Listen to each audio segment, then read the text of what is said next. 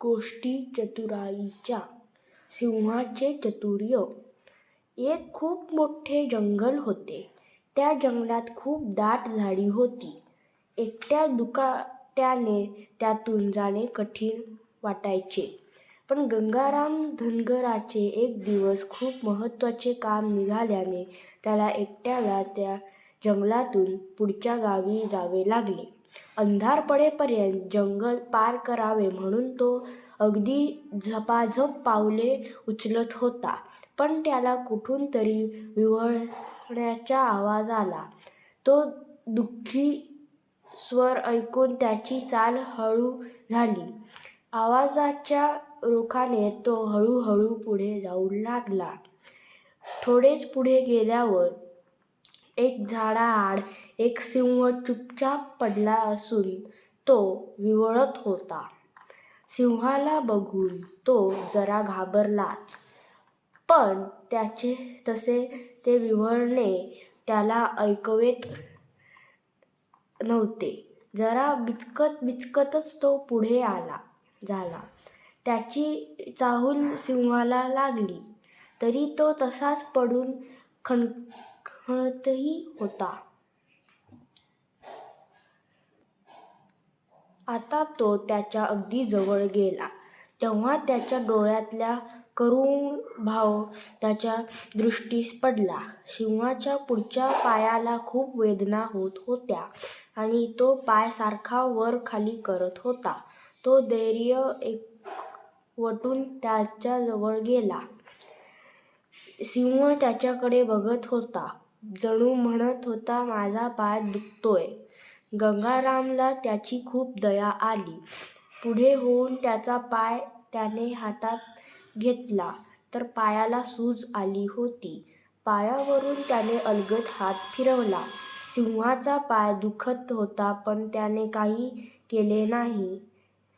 मग त्याने सिंहाच्या पायावर हात फिरवत बघितलं तर पंज्यात काटा रुतला होता.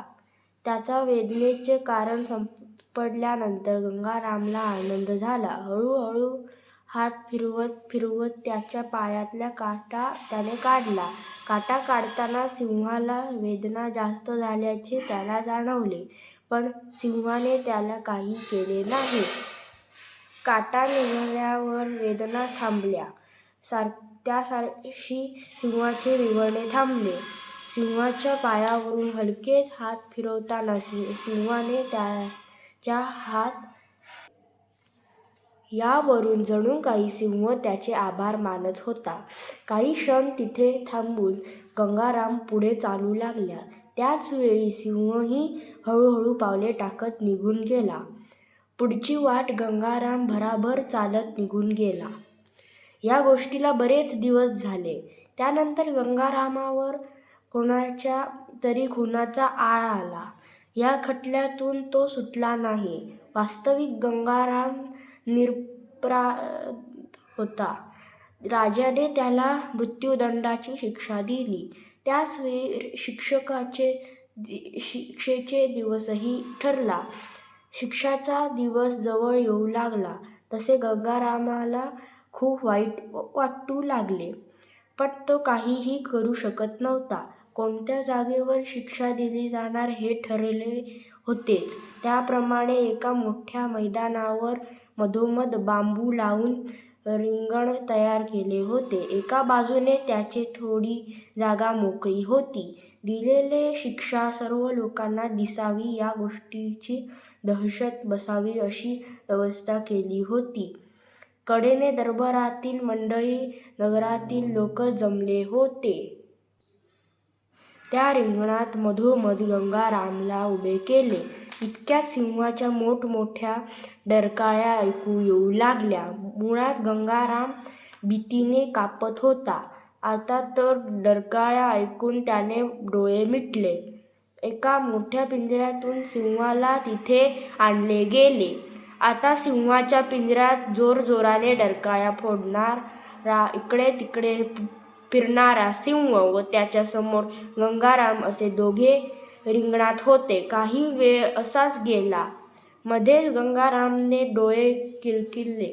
करून बघितले. सिंहाचे विक्राळ रूप बघून तो थरथर कापू लागला. त्या सिंहाला खूप भूक लागली होती. समोर माणूस दिसत होता पण खायला मिळत नव्हता, म्हणून तोही जोरजोराने ओरडत होता. गंगारामनेही डोळे मिटून घेतले होते. काय व्हायचे ते होऊ दे, आपण त्याच्या तोंडी पडणारच आहोत अशा भावनेने गंगाराम होता. सिंहाला बाहेरच सोडण्यात आले. पिंजरा थोडा उघडल्या त्याने सुटका करून घेतली आणि पटकन तो गंगारामकडे जाऊ लागला. आता गंगारामचा फडशा पडणार म्हणून सगळेजण घाबरले होते.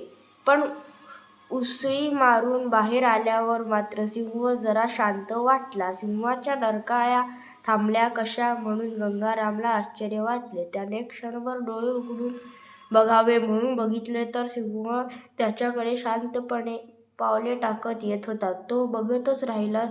चवताळलेला सिंह अगदी त्याच्याजवळ आला आणि काय आश्चर्य, सिंह त्याचे हात चाटू लागला. त्याच्या जिभेचा स्पर्श झाल्या झाल्या त्याला जंगलातल्या काढलेल्या सिंहाची आठवण झाली. हा सिंह तोच होता तर! त्यामुळेच आपण बचावलो.